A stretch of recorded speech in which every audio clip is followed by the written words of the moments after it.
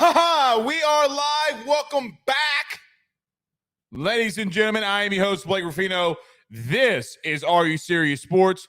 We hope that you guys are making it a good one. We know that we are as well. Massive show in store for you tonight as we go out to Oxford. And Stephen Willis will join us at 7:30. We'll talk and preview some Ole Miss Rebels and some LSU Tigers. We got a lot of Ole Miss preview and breakdown here tonight that we will discuss. What do I think that Ole Miss is good at? What do I think that they are not good at and that LSU needs to attack? We'll talk about that one main area here tonight. And specifically, what I do think that LSU's defense, like at some point, you're just going to have to stand up and do this, right? Meaning like, they have been really bad. I shouldn't say really bad. They have had their difficulties running the football. If you cannot get after them in the running game, then it could be a long night. You cannot allow Lane Kiffin to get his running game back because that opens up so many other things. And, defense, quite honestly, has some pride to play for this week. A lot of people questioning them. Matt House's scheme, myself included, but they have a lot of pride on the line here for this week versus Ole Miss. And I will tell you, for me personally, I take this more of a rivalry game than I do Arkansas every year. At least if you're in South Louisiana, maybe Northern Louisiana folk too. I got more family members that are Ole Miss fans, Like this one means a little bit more. The Magnolia Bowl. And let's just be real. I mean, Ole Miss isn't out of anything. We're too early in the year. I see people saying, oh, there's no way Ole Miss, Well, there's also people were, myself included too, on this one. I was wrong in it. Didn't think that Alabama had enough offensive stuff, green grass quarterbacks that could go out there and beat an Ole Miss team that could score some points. Boy, were we wrong. Because I know a lot of you in the chat thought Ole Miss was going to take it as well. Lots to play for on Saturday. Lots and lots to play for on Saturday. So we'll talk about that. Week 4 recap, Week 5 preview. Last night we ran too long. And then Joe Burrow was out there struggling. He needed all the purple and gold, the Bayou people, to send that voodoo to Cincinnati. And then the second half, look, Joe's hurt, man. And even Burrow in 18, he didn't play like that. Like, we had some very big issues. Joe Burrow was not really one of them. But look, quite honestly, I wanted to talk about Week 4 and preview Week 5. Didn't get a chance to do it, so we'll talk about that, and then we'll do a Saints recap if we have time. And as we do every Tuesday and Thursday, hashtag Ask Blake. Thoughts, questions, concerns, fire them inside of the Rudy Crew chat. And as we mentioned, Stephen Willis joining us at 7:30. Where is everybody watching us from tonight? It's been a great segment great thing in the beginning of the show that we've added. Man, did you know that we had 3 people in Maine yesterday watching the show? 3 from Maine. I mean, we're so far deep in the South, I can't even spell it. The only thing I know about Maine is, the governor, attorney general, and the Netflix series Painkillers. Have y'all seen that? Peter Berg directing. See what I mean? This is why this is a rivalry. Look, Drew, West Point, Mississippi. See? Producers, do you see this? See? I told you so. There are a lot of Louisiana people, LSU fans in Mississippi. This one's a little, see? Ocean Springs, close to the Gula, where my family's from. So, yeah, man. Yeah. We got a good show in store tonight. Maine. Ryan says Whit Weeks is the defensive version of Sunshine off Remember the Titans. Yeah, apparently that's what the guy's calling. That's what the guy's calling. Jason Brumfield says Whit Weeks looks like a wrestler from the 90s. If Whit Weeks was a wrestler, what would his name be? What would his name be? Got a little Shawn Michaels going. Sweet chin music. Jason Wilson says Memphis, Tennessee, into house. I like it. Tennessee's got a big matchup this week. I don't care what anybody says. Look, people think because of the number Spencer Rattler hadn't been going off. Shit. Y'all better put some respect on Rattler's name. That orange-haired kid. I mean, is there any quarterback in the country that looks exactly like the mascot that he plays for? That's Spencer Rattler. Man, looks like a rooster. Cockle-doodle-doo! I have a feeling that this one's going to be a good one tonight. J-Rod says he's out there in Houston, out there in the H-Town. DeRitter is in the house. Look, Steven's in the house. Locked on LSU, or locked. See, I knew that was going to happen. I told the guys in pre-production, I said, I'm going to say locked on LSU like 6 times. Locked on Ole Miss. This is the game I most want to win, even over the Egg Bowl. See? They want this one. And look, you faced a wounded dog last week, or hog. You faced a wounded hog last week. Now you're facing a wounded, what feels to be wounded Ole Miss team. By the way, 3 weeks ago, you were there too. 3 weeks ago, you were there too. Don't take them lightly, man. So look, we got a lot to discuss. Some things that LSU's going to have to, without a shadow of a doubt, take care of, preferably that front seven. We do our film breakdowns of the opposing team on Tuesdays. I think safety play has been a big issue for Ole Miss. We'll talk about that as well. Just things that they do really well that they're going to probably capitalize on you. Is Trey Harris going to play? We'll ask Stephen that at 7:30. But before we do that, you know what time it is. Oh, I'll get to this one. Paul's Hub Martin, our trusted Paul's Hub, says, cannot trust South Carolina and Knoxville. There are only 3 wins there. Only 3 wins there came against sucky Tennessee squads. This team has a pulse, hungry for revenge. Yeah, especially after last year. No cap. Kylan is hurt. Kylan Jackson's hurt. He's not playing. The kid from Zachary.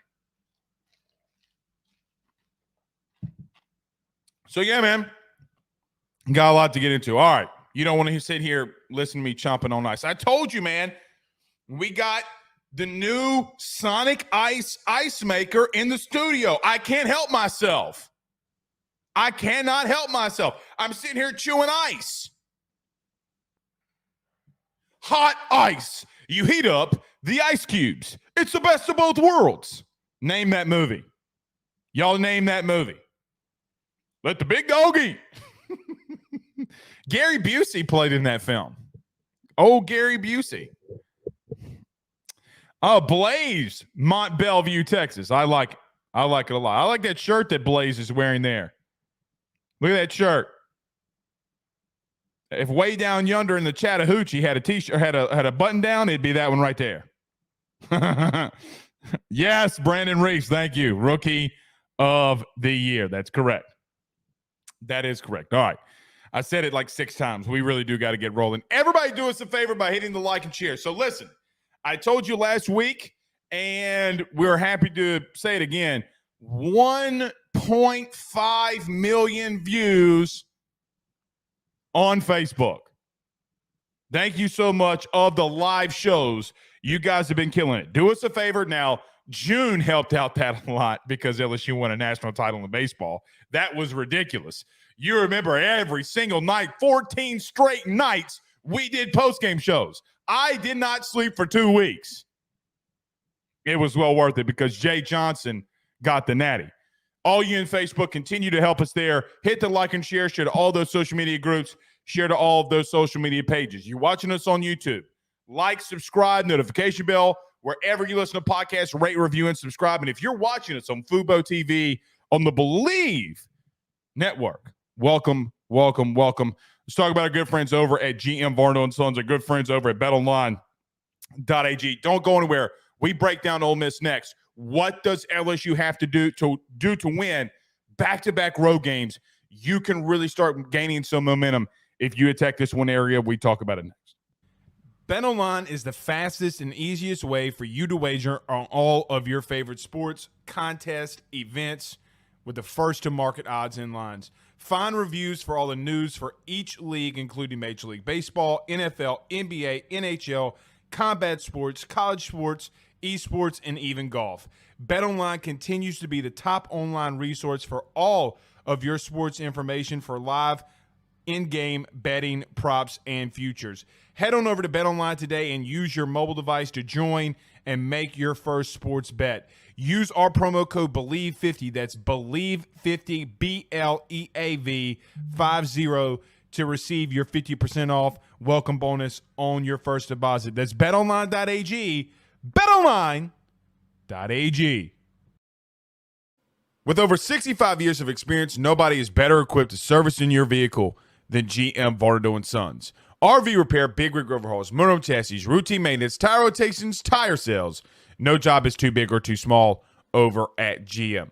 If you break down the side of the road in the greater Baton Rouge area, they will come and get you. And the best thing about that is that they can come and get you, and then they can bring your vehicle back to their shop and start the repairs right then. Again, GM Varno & Sons. Go see them over at 2500 Fuller Boulevard. Give them a call at 225-664-9992, 225-664-9992. Tell them your good friend Blake Ruffino sent you on by.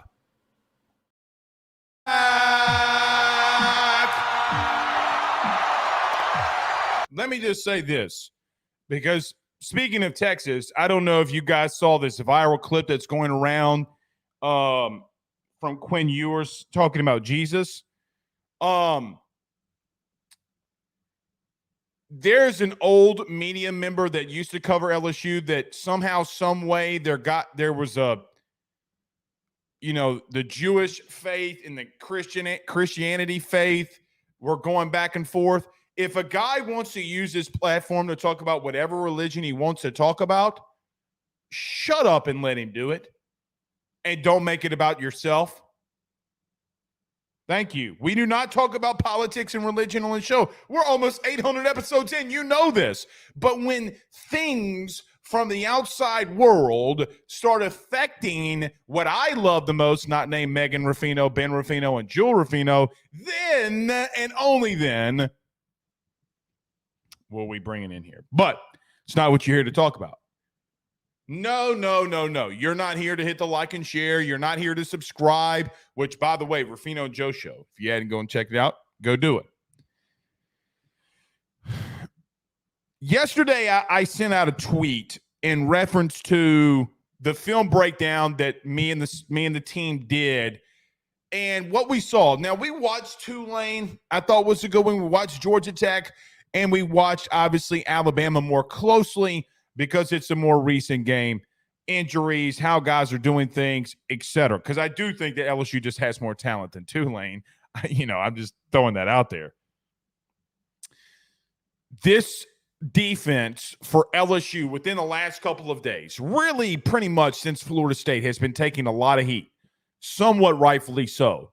The defensive back room has had their struggles. The front seven has been able to get pressure, but not able to get home completely. But here is the question that I will pose for you tonight. Is there another quarterback that is as good as KJ and Travis Hunter? Well, I do think that Jackson Dart wants to redeem himself from last week against Alabama. But can this defense for LSU finally stand up? You had your issues a year ago, Tennessee, A&M, Georgia, where, yeah, you fought hard, but you couldn't get over that hump. It's time to find it because you're able to get home with the front. I mean, guys, they were getting to KJ last week and just couldn't get him down. That is a positive. But I do think that LSU is going to have to revert a lot back to defensively to what they did a year ago. Now, you can't run the same stuff. Lane is too – I don't care what happened last week. Lane is too smart that if you start running the same stuff that you ran on him last year, he's going to pick you apart and eat you alive.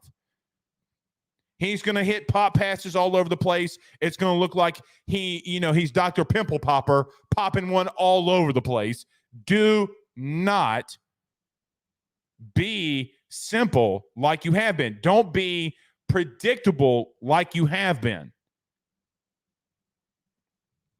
This front seven's got to get after it. Now, I don't know the availability of Omar Spates.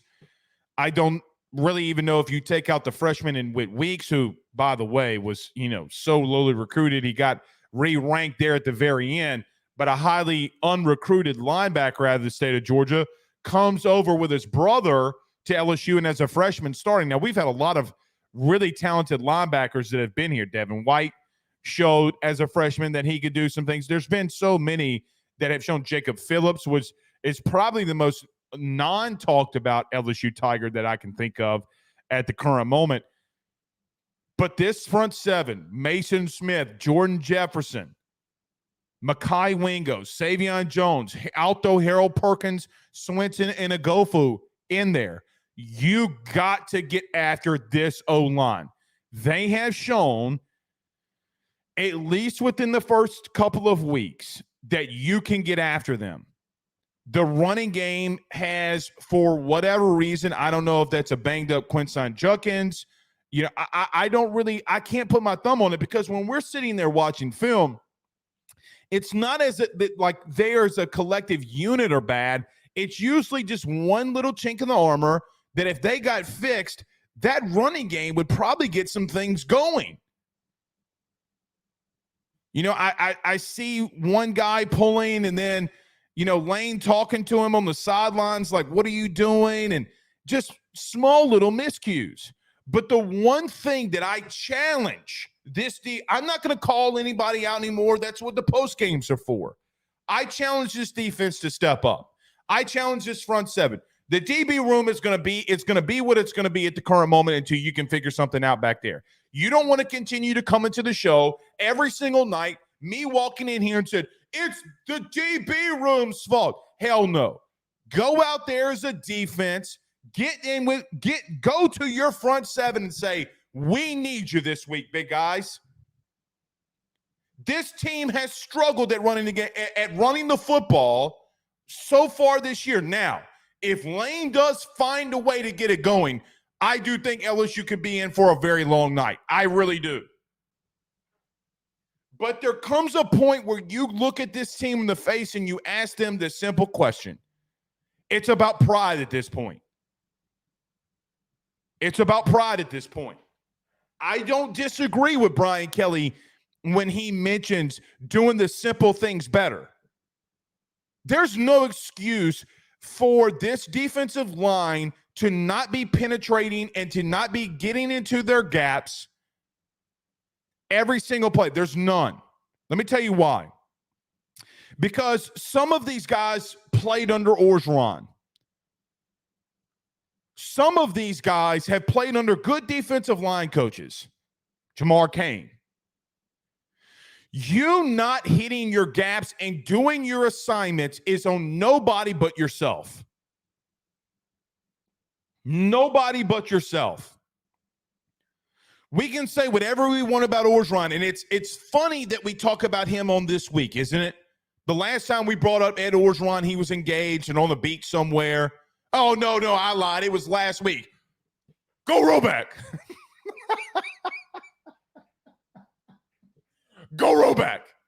I bought me a Roback shirt. I don't care. Y'all can hate me for it. I still like Ed as a human being. Go Roback. This is not a paid promotion.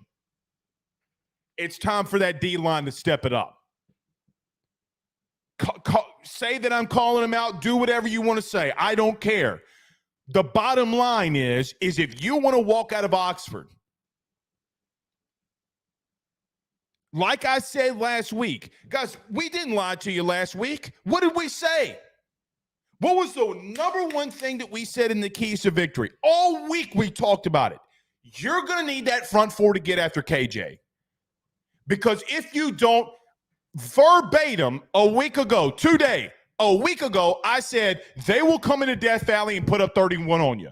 Did I lie to you? That's exactly what they did. This week, you got to go out at the assignments, at the talent, at everything. Go out there and knock somebody's freaking helmet off. Because this passive bullshit is not going to work. We're going to sit on our heels. Go out there like you did against State. Guys, you got Major Burns coming on a blitz, knocking someone's outright block off. Bennett. Everybody nitpicking about the offense. 4th and 1st downs, 5th and 3rd down efficiency, 10th passing offense in the country, the 7th best total offense in the country, 36 in total rushing yards. Can LSU's offense get better? Sure. They're scoring 43 points a game.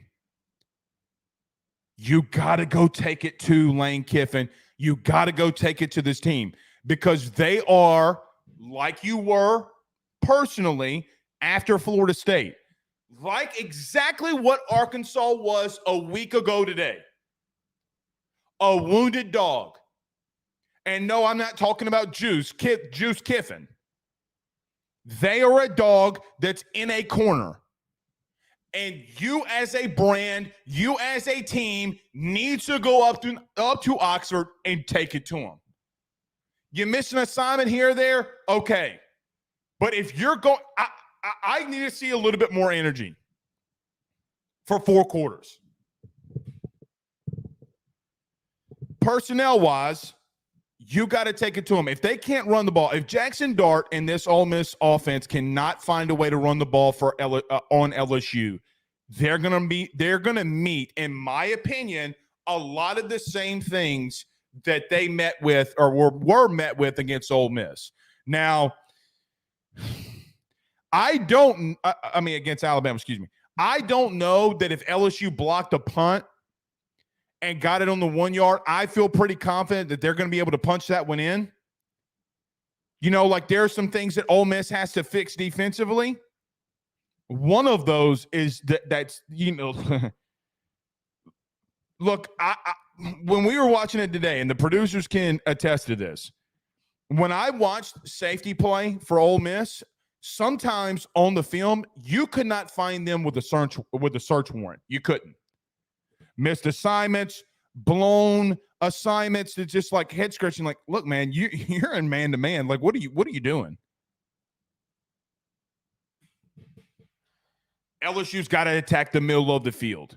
Basically, offensively, you got to just continue to do what you're doing. There's nothing I can say that's going to come out here. Now, one thing that I do think that you can do against Ole Miss that Alabama had a lot of success on last week, you got to be able to run the football on these guys too.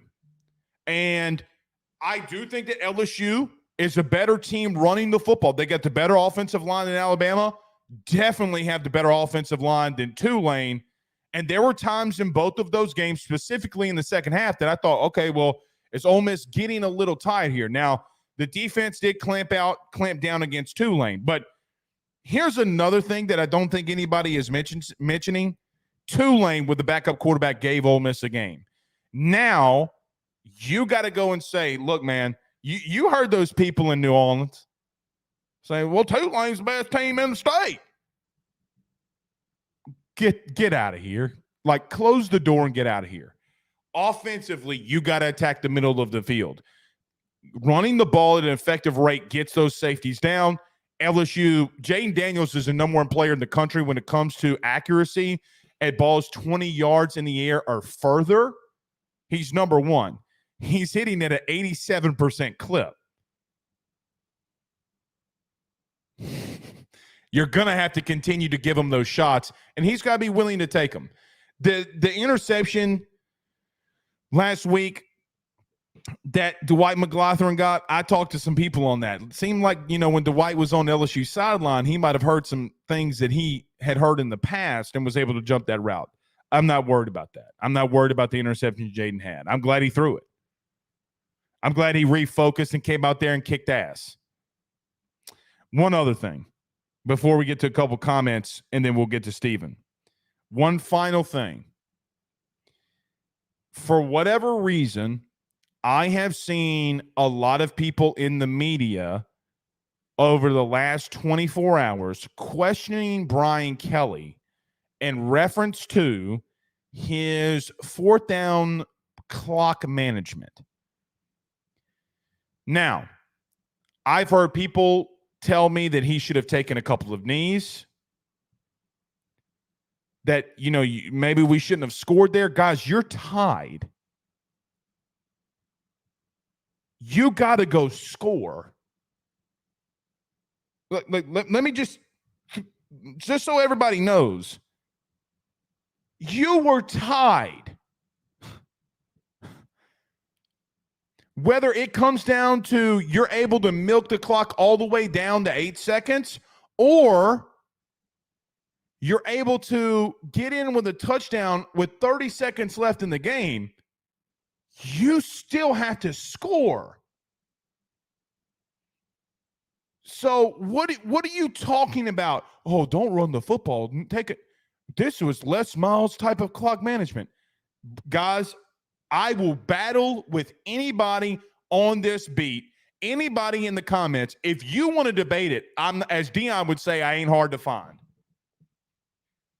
This game, meaning against Ole Miss, we saw a dude that eats grass with horrible clock management.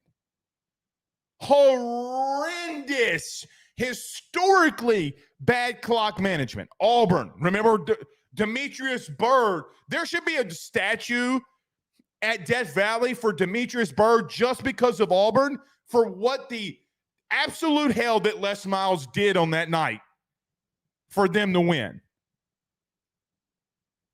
No question about it. I was there, by the way. I was in that stadium when that happened. And I had never yelled at a coach more in my life for them the following play to work.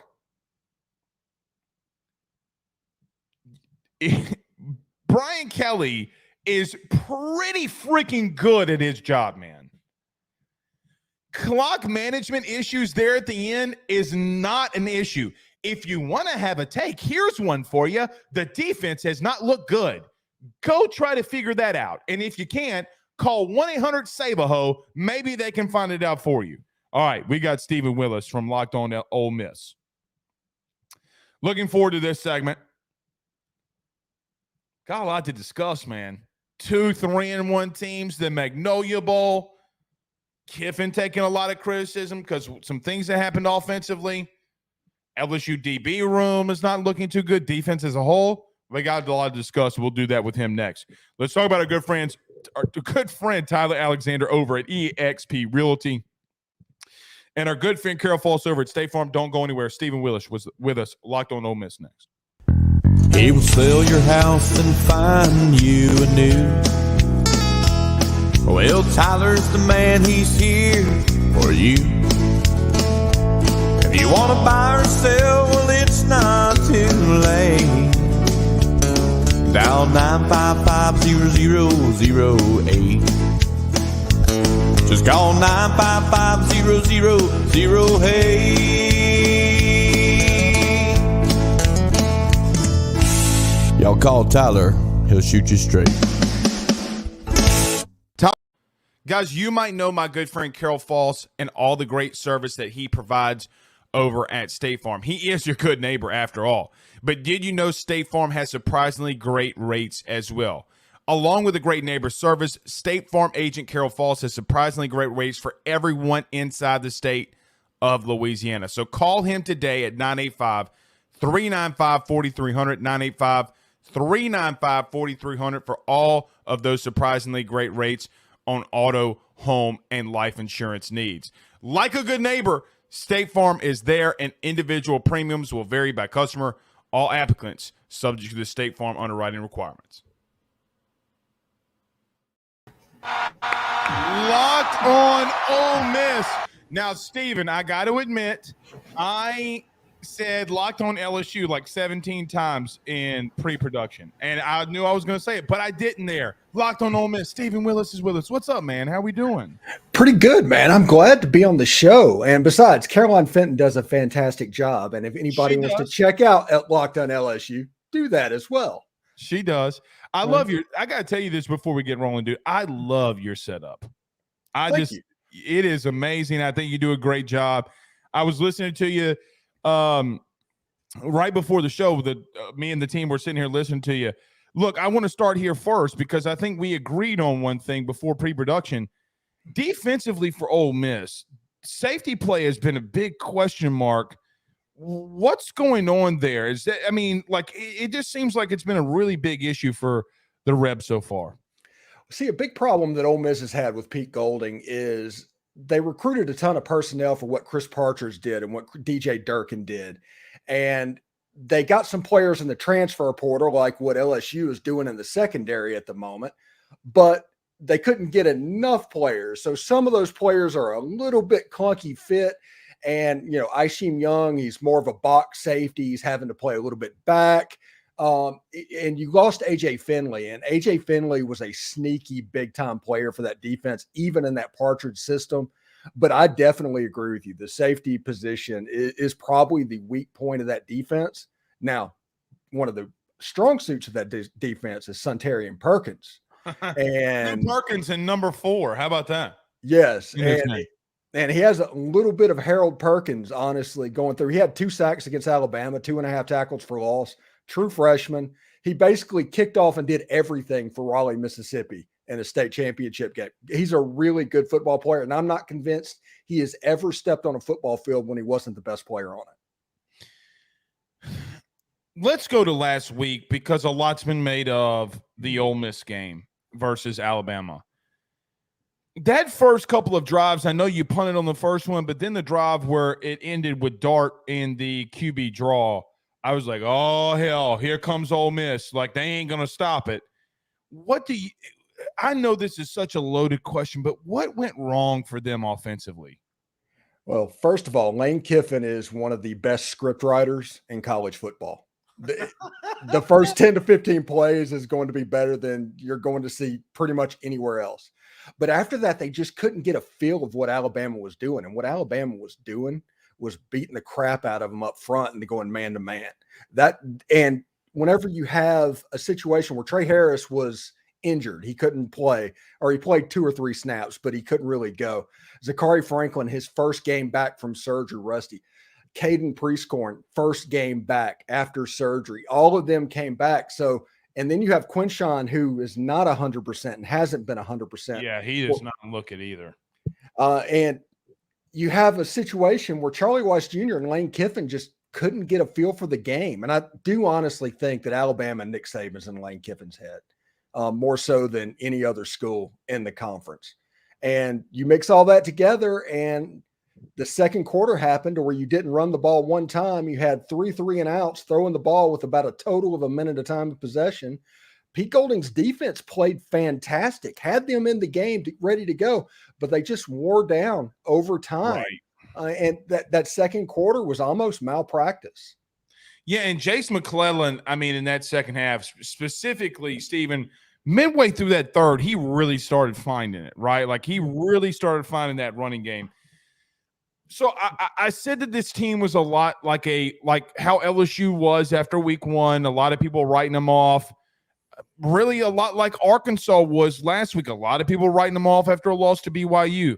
I feel the same kind of ways, man, about Ole Miss. You know, is Trey Harris going to be able to come back? Is Juckins going to be 100%?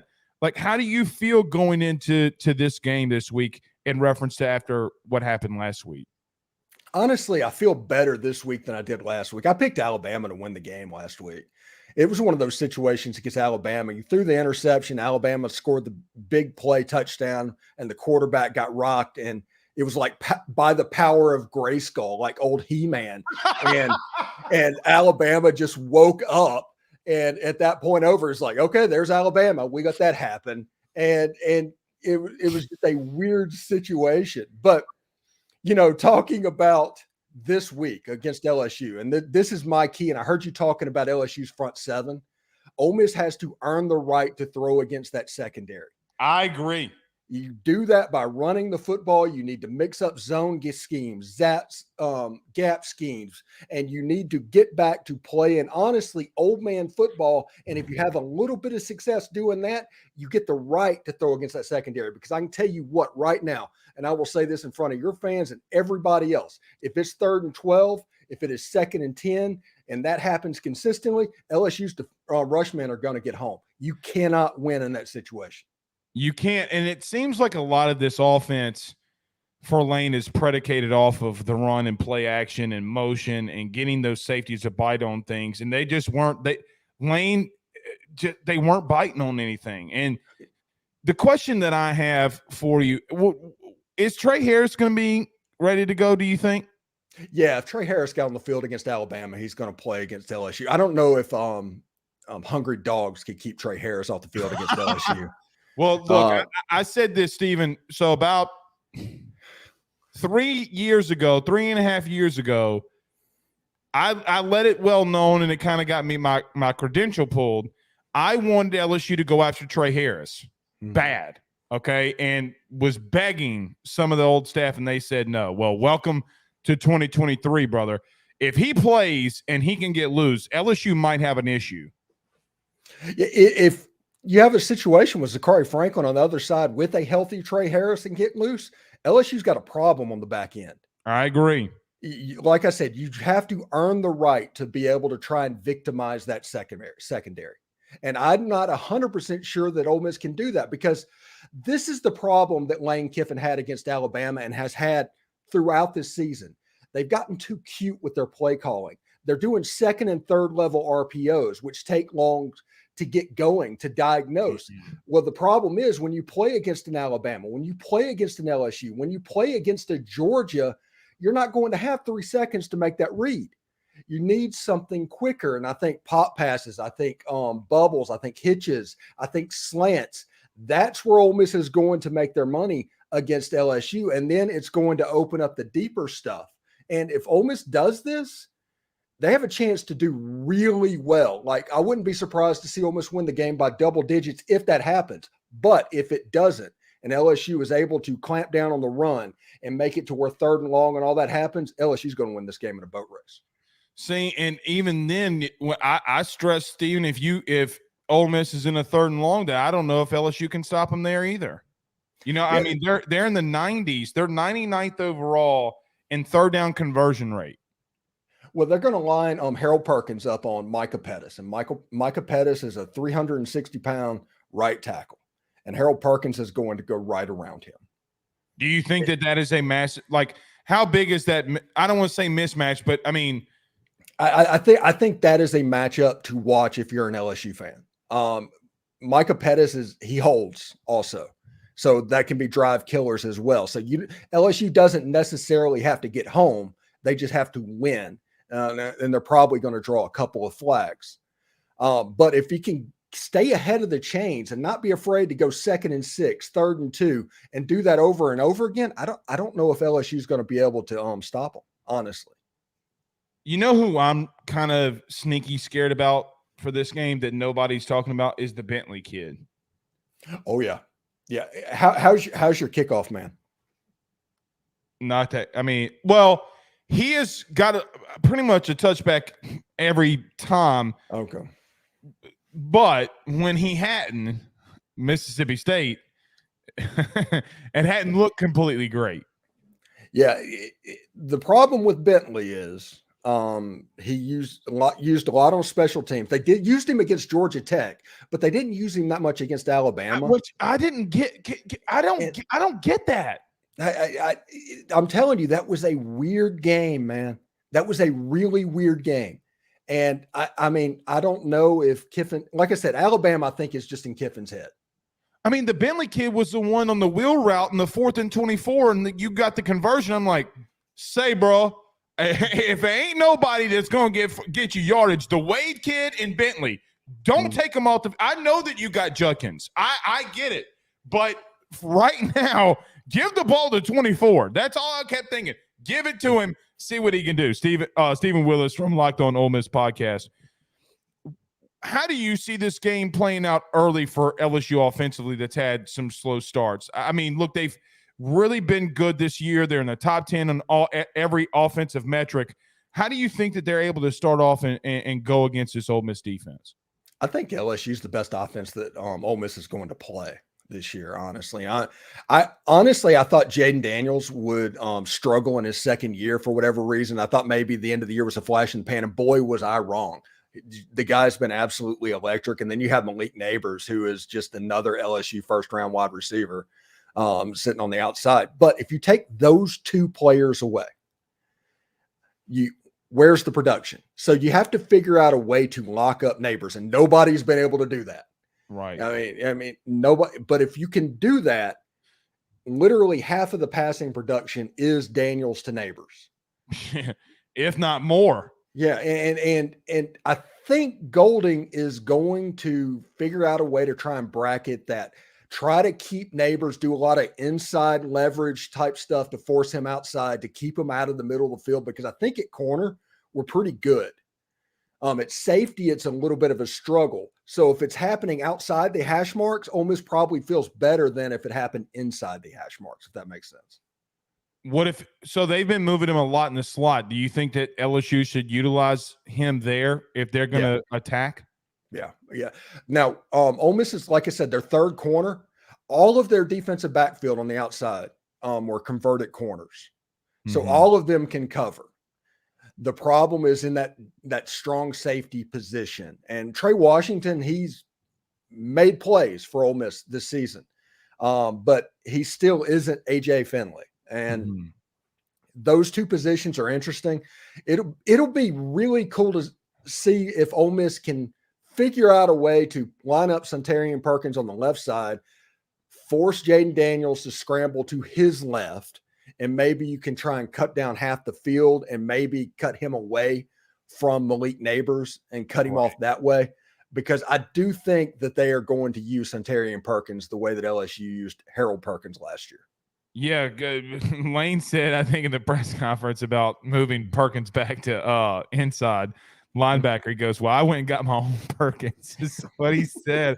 I thought that was pretty funny. And look, Lane's going to say at least one good thing about the opposing team every single press conference. Let me ask you this, though.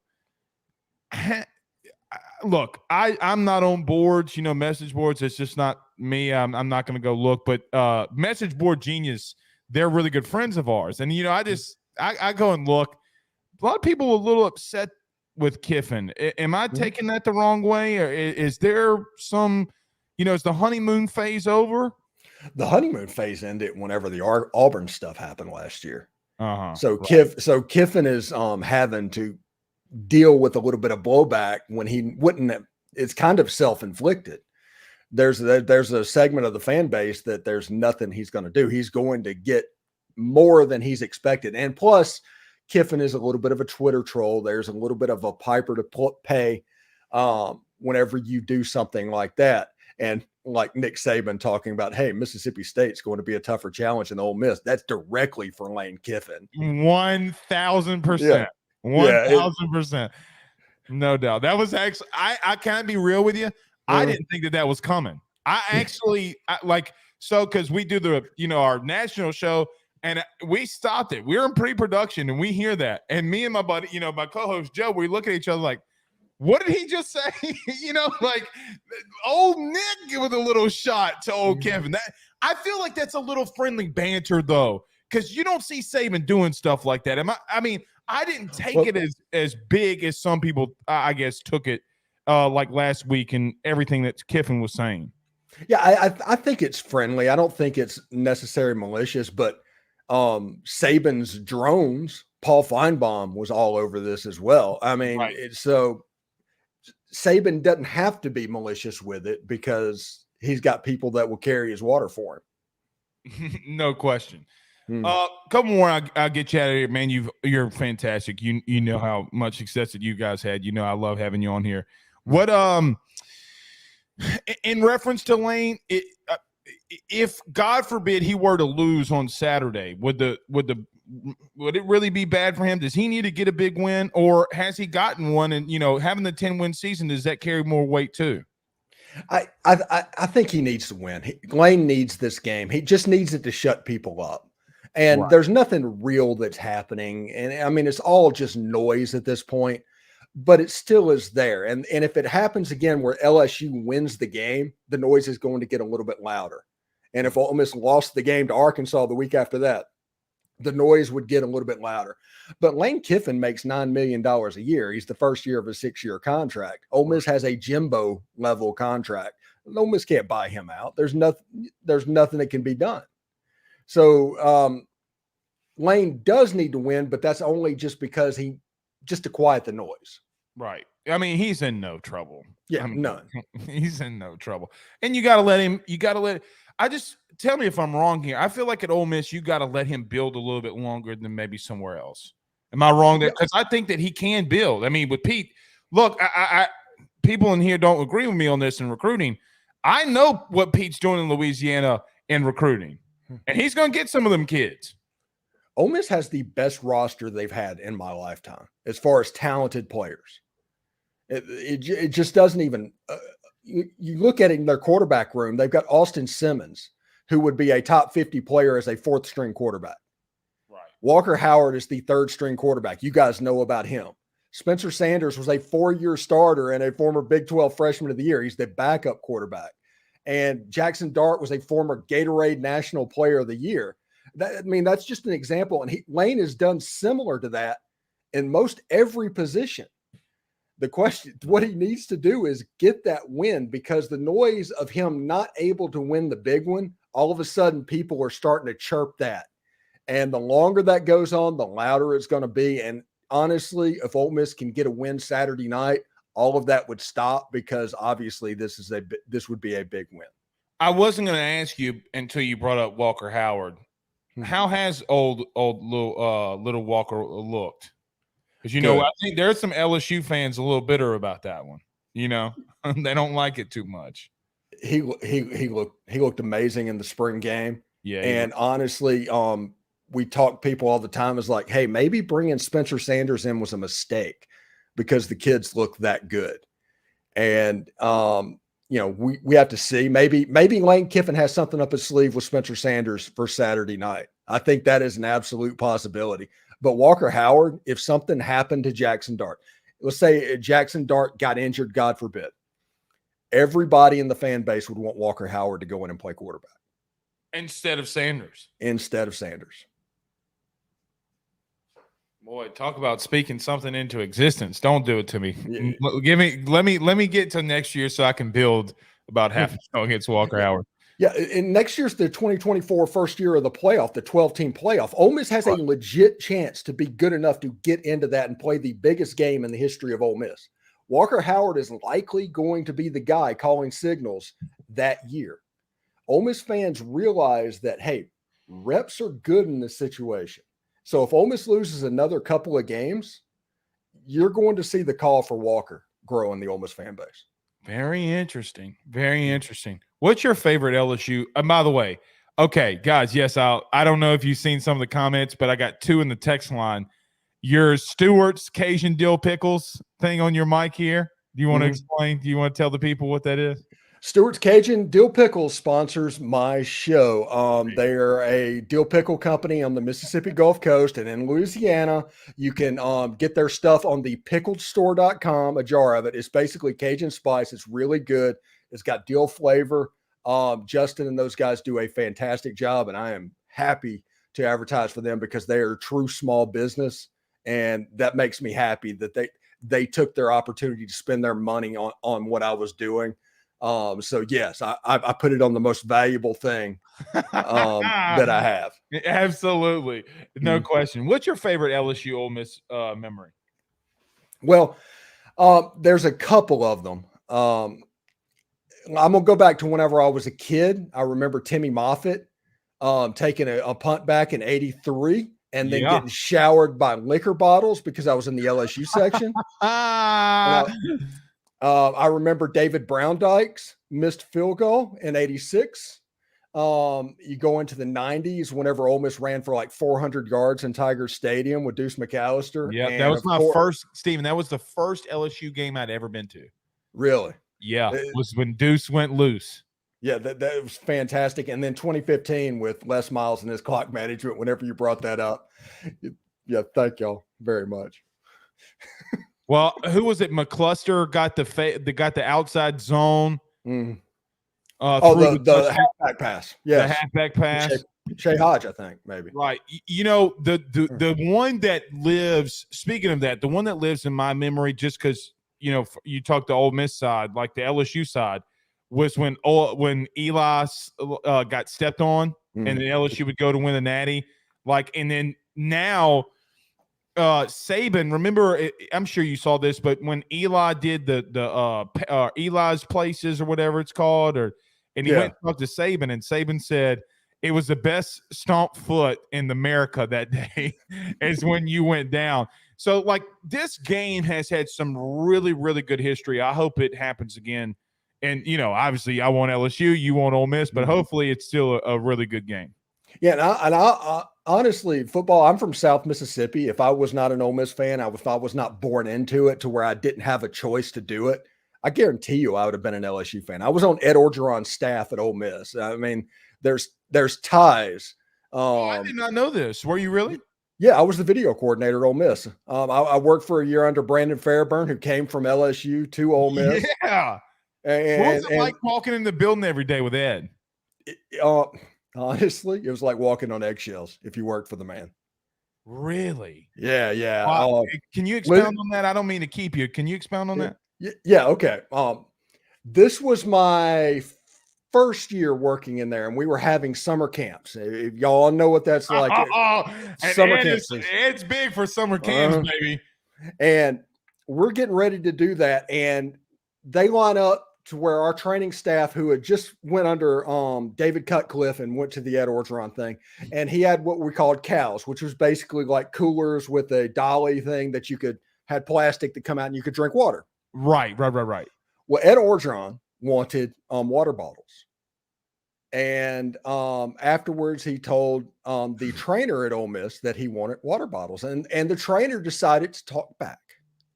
No. What ensued was about a 55-minute screaming match that was the equivalent of a hairdryer about water bottles now.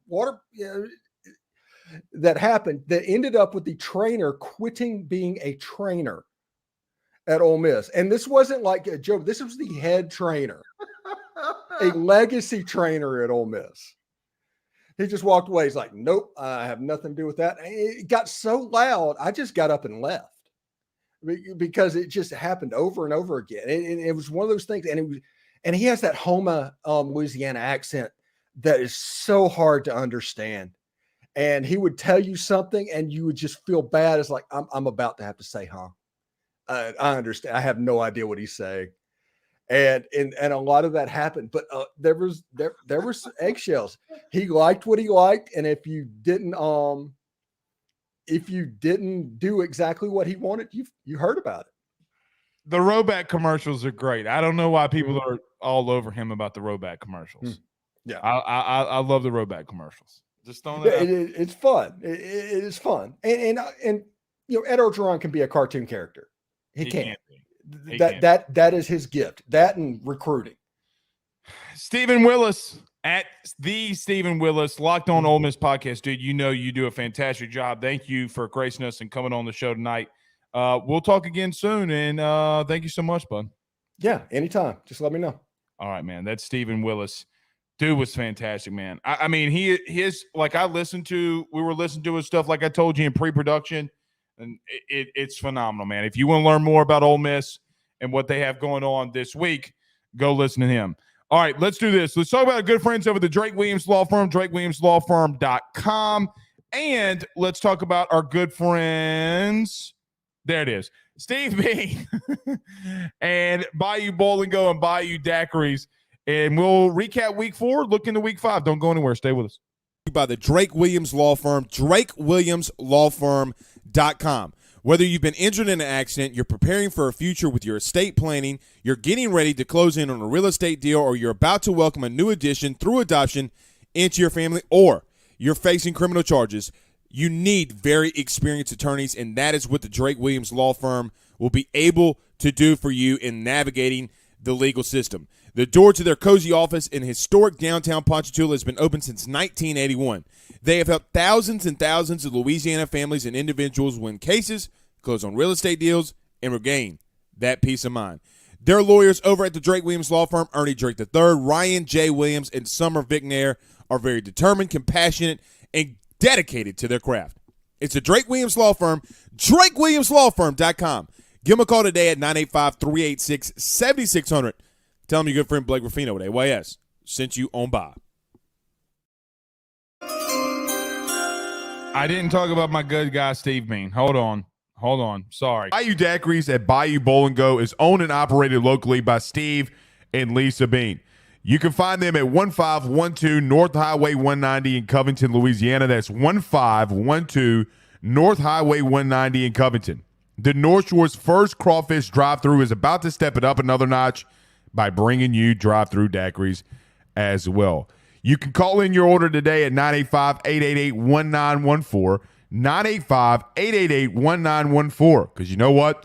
Daiquiris and crawfish, it's a Louisiana thing. There we go. That's on me. Guys, that was on me. I don't know why I did that. I know. Producers are on my ass. By the way, on the call this week, meaning one of the people that will be calling the LSU Ole Miss game is Robert Griffin III. What's interesting about that is Jaden Daniels is 133 yards, or 134 yards, actually, from surpassing Robert Griffin III for all-time career passing yards in a career in college. Pretty interesting, man. At least I thought it was really interesting. Look, Jaden's taking a lot of criticism. If he were to able to get that on Saturday night, which obviously I think he could get it by the first half. Hell, he keeps throwing those ones to Brian Thomas, Malik deep. He might get that in the first quarter. Who knows? But it will be interesting. RG3 will be on the call when that happens. So recapping week 4. So we talked about Ole Miss and Alabama. So I don't think that with Stephen, I don't think that I have to recap that one with you. Look, there were some really good games last week, right? And I thought that it was a little bit of a separation Saturday. Let me start with Notre Dame and Ohio State. And I probably should have talked about this on Monday, but I did not want to get petty. But I'm going to be a little petty here at the end of the show. There was a lot of buildup. Ohio State doesn't look good offensively. This is the year with Sam Hartman and Notre Dame that they're going to be looking good than any time that they looked under the tenure of Brian Kelly. And you know what? They lost a game that in the real truth, Brian Kelly wouldn't have lost. Now, they said he would have lost by double digits. I call what the new kids, the Gen Zers, would call mad cap. But Brian Kelly would have found a way to beat that Ohio State team. He would have. Because you can't convince me that a guy that beat Alabama at home last year couldn't have beaten this Ohio State team this year. Notre Dame is a place and an institution where you can't get guys like Malik Neighbors. Now, they say, well, we have a really good DB room. Okay, I will admit they're not that bad. But offensively, you have not changed the page. You wouldn't go spend money on an offensive coordinator from Utah. And Brian Kelly offensively, even though some people, average breakdown, were saying that Jaden Daniels hadn't progressed, doesn't he look like a fool now? Doesn't he look like a fool now? Ohio State is not a team defensively that you want to play with right now. They look really good. They have looked really good the entire year. Guys, quite frankly, you want to talk about how good LSU's offense has looked, and they have looked phenomenal. Ohio State defensively is top 5 in every single category. They look good. Notre Dame, I think, still loses to USC later on in the year. And I do think that they could slip up and lose another one and get themselves back to 9-3. They're not going to lose. They're too good to lose against teams like Navy, and you saw that. They're not going to lose to Marshall this year. Good for them. But the bottom line is they have not turned the page. They have not gotten better. They have maybe pretty much stayed the same. They got a good quarterback, but they didn't utilize him enough, and it wound up beating them into a pulp. This is an interesting one. Texas A&M and Auburn. Max Johnson, revival game in the fittest. Connor Wegman goes down. Insert LSU transfer Max Johnson. And quite honestly, kind of lit it up. You got people over in Aggie country starting asking if they have a quarterback battle, which I don't think that they do. But if Max, who might start the next 3 to 4 games for them at minimum, if he can do good this week against Arkansas, if he can look good against Tennessee, they might have a little bit of a quarterback controversy. But I do think that Weigman has the upside there. It's not what I want to talk about. Guys, Auburn looks really, really, really bad offensively. 5 straight Power 5 games without a passer over 100 yards. We looked at Mississippi State last week and said to ourselves, well, maybe Mississippi State is the worst team in the SEC considering how LSU just absolutely blew them out. This week they went a little bit more air raid. They let Will Rogers cook. They lost to 7 against South Carolina. Spencer Rattler looked good over in Columbia. But the bottom line was Auburn can't throw a ball vertically to save their life if it depended on it. They can run the ball a little bit. Defense isn't half bad. But, man, they cannot throw the ball down the field to save their life. And watching them against A&M did nothing special, not one thing. But Auburn and Hugh Freeze for this year, and I do think that Hugh is going to be a problem down the line because he's going to get some recruits in there. He's going to find a quarterback that he can get in there, and they're going to be an issue. Don't get that part of it twisted. Don't let his year one, where everything was in shambles, say to you, well, yeah, Hugh's going to be Hugh. Not everybody can do what Brian Kelly did, guys. Not everybody can do it. Think about that for a minute. What Brian Kelly did year one is kind of unconventional. Well, Alabama was down. LSU had no business beating Alabama last year. 0. None. But you want to talk about getting a transfer quarterback and Peyton Thorne. You think Jane Daniels, you criticize Jane Daniels. Shit. They look bad. Bad. Call them Elvis because that's what their vertical passing game and their passing game in general looks like. One other team that I want to mention, and they got a big game this week against Texas. I got to admit, I like watching the Kansas Jayhawks play, man. I really do. I really, really, really do. Do I think that they can beat Texas this week? No, I do not. But I'm rooting for them.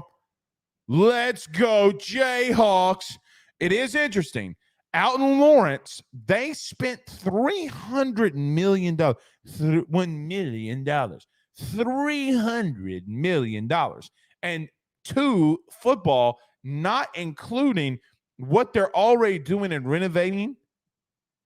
Kansas with Lance Leipold might be the new Nebraska. There's no reason, and I mean Nebraska 8-4, 9-3. They can't. I don't think Kansas is going to go to the playoff or nothing. But man, why can't you have if you can have that in Kansas with Lance Leipold? Why can't you have that at Nebraska? Lance Leipold's a good coach. They took down BYU, who played Arkansas, beat Arkansas last week. Maybe BYU wasn't as bad as a team as some led you to believe. Maybe they're not. Oh. I almost forgot. Don't let me forget about Deion. Guys, come on. Deion's going to be Deion. Either you like him or you don't. Either you like him or you don't. And a lot of you don't. And that's okay. But they're going to get some things figured out there in Boulder, and they're going to be a good team. Don't let it forget you. Speaking of that, Cody McGee sent a $999 super chat. He says, I knew this college show pretty much, but want to say this, not a good weekend for Colorado fans, losing to Oregon and Sean Payton getting blown out. Yeah, dude, Sean Payton. Thank you so much, Cody, for the super chat. Sean Payton, bro, Sean got 70 hung up on his ass. Now, you guys know how I feel about Sean Payton. Look, I think he's a pompous asshole. I really do. But, man, two of them boys, A-Chain, Hill, they blistered that ass. 70 points on them. But, yeah, people over there trying to blame Russell Wilson. Y'all get out of here. Kind of do what we're doing. We'll see you guys tomorrow. Peace out, Girl Scouts.